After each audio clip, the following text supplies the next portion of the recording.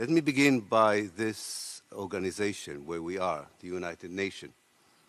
In February 1947, the United Nations appointed the United Nations Special Committee of Palestine, UNSCOP, with 13 member states who knew very little about Palestine, and most of them have never been there before. Maybe this is one of the reasons that they totally misunderstood either the Palestinian position of the United Nations involvement or the general the Arab League position on the Palestine question.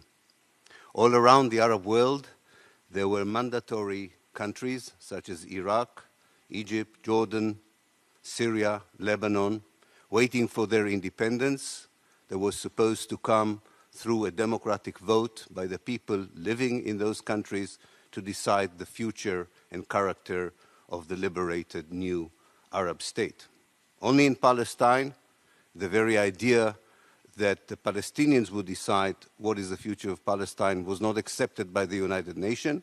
Instead, it suggested that the settler movement of Zionism, most of these settlers came just a few years before to Palestine, that they would have the right to participate in negotiation over the future of Palestine. And even before the United Nations adopted its resolution 181 through the General Assembly on the 29th of November 1947, even before that resolution that gave the settler colonial movement of Zionism more than half of the country, even before that, the Palestinians demanded from the United Nations a far longer process of negotiation so as to explain to them why their rights of self-determination are being denied by the international organization.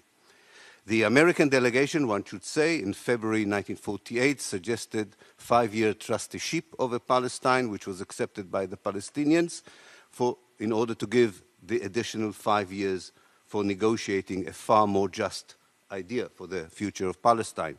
However, under pressure of the Jewish lobby in the United States, President Truman withdrew the American support for the trusteeship trusteeship agreement.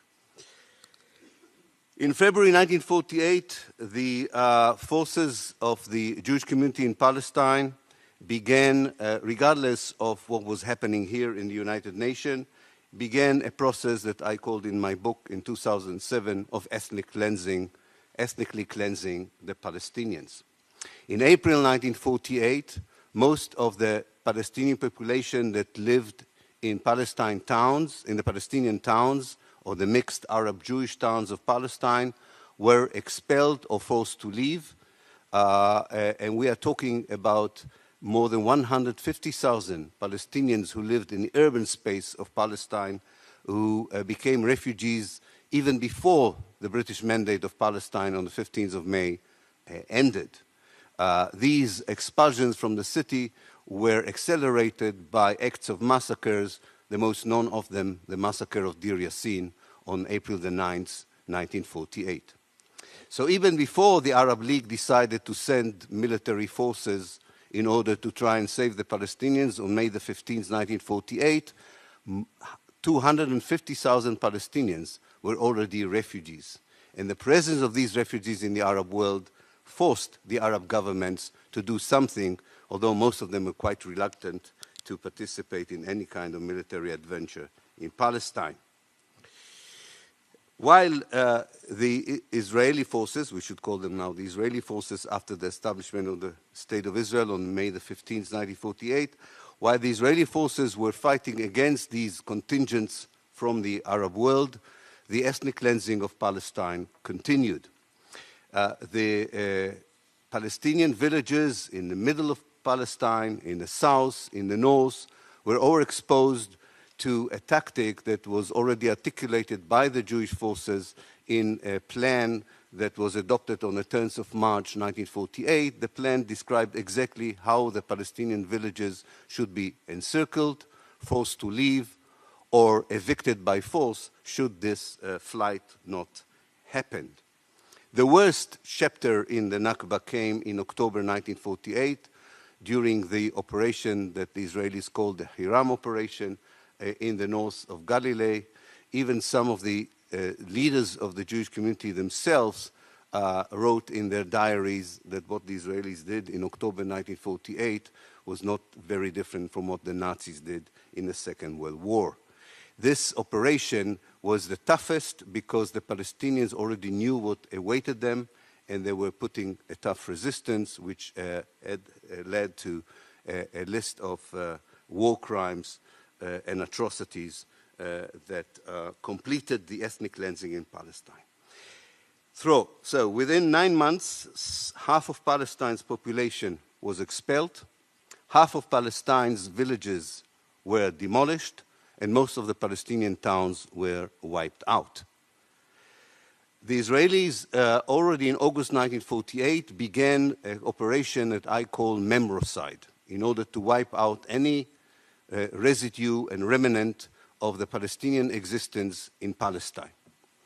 They built Jewish colonies and settlements over the destroyed Palestinian villages, quite often giving them a Hebrew name, that resembled the Arab name of the village. Thus, Safuria became Tzipori, Lubia became Lavi, and so on. The idea was to say that these were actually ancient biblical places, and therefore this was not a destruction of village, but rather the redemption and the return to the villages. On other villages, the Israeli planted forests. The Israelis imported 10,000 pine trees from Europe to cover the Palestinian villages that were destroyed in the catastrophe of 48. I can tell you, as a second generation of European settler, that we don't do well in the climate of the Middle East, and the same happened to the pine trees of Israel. Many of them became very ill, and where they died, the old orchards and olive trees came back to claim their presence on the land that used to be Palestine and Arab. Let me conclude by saying that I think that any peace process that ignores what happened in 1948, and the peace process so far had totally ignored what happened in 1948, would have at least to rely on 3 principles, which I call the 3 A's. A, for acknowledgement. It's quite amazing how even the top negotiators in the world who deal with Palestine do not acknowledge the catastrophe of 1948. The second is accountability. Acknowledged by itself is useless, as we know, in post-apartheid South Africa.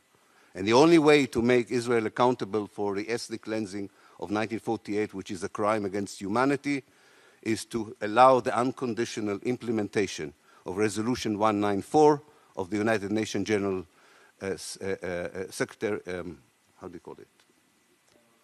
General Assembly, thank you, Riyad. General Assembly resolution sanctioning the unconditional return of the Palestinian refugees to their homeland. And the last A is acceptance. I think that once there is acknowledgement and once there is accountability, not only for the crimes of 48, but for the ongoing crimes since 1948, then the Israelis can ask both the Palestinians and the Arab world to accept them as an organic part of Palestine, of the Arab world, of the Middle East, and be part of its problems and its solutions. Thank you.